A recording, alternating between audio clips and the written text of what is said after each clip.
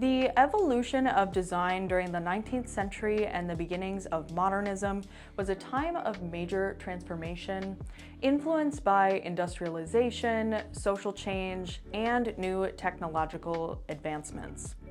As mass production became widespread, designers had to rethink how objects were made and how they could balance function with aesthetic appeal. Before the Victorian design reforms, design was often excessively ornate and impractical. The abundance of decorative embellishments, which were mass-produced to cater to growing consumer markets, overshadowed the core functionality of objects. This era saw a movement led by critics like John Ruskin, who called for a return to simplicity and utility. The Victorian design reforms sought to emphasize these values, encouraging designers to focus on creating objects that were both practical and visually appealing.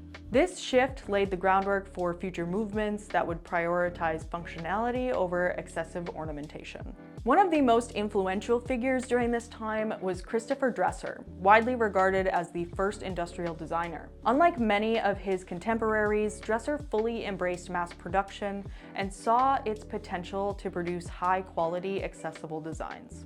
His work, such as his iconic teapots, reflected geometric simplicity and elegance while maintaining functionality. His design philosophy emphasized embracing new technologies while ensuring that objects remained aesthetically pleasing, a principle that continues to influence design today.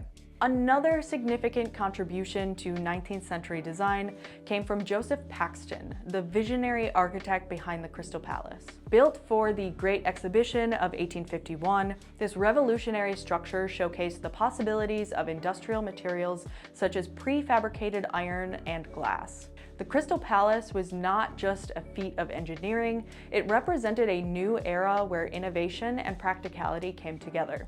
Its modular design allowed it to be constructed quickly and efficiently. This made it a symbol of modern architecture and industrial progress. While Christopher Dresser and Joseph Paxton contributed to shaping the physical aspects of design, Owen Jones took a different approach by focusing on decorative arts and patterns. His seminal work, The Grammar of Ornament, cataloged decorative styles from around the world, emphasizing the importance of color harmony and cultural integration. Jones believed that designers could learn from diverse artistic traditions, such as Islamic and Egyptian art, to create work that was not only beautiful, but also informed by global aesthetics. His ideas greatly influenced later movements, including Art Nouveau, which celebrated organic forms and intricate patterns. To summarize, the 19th century was a turning point in design history.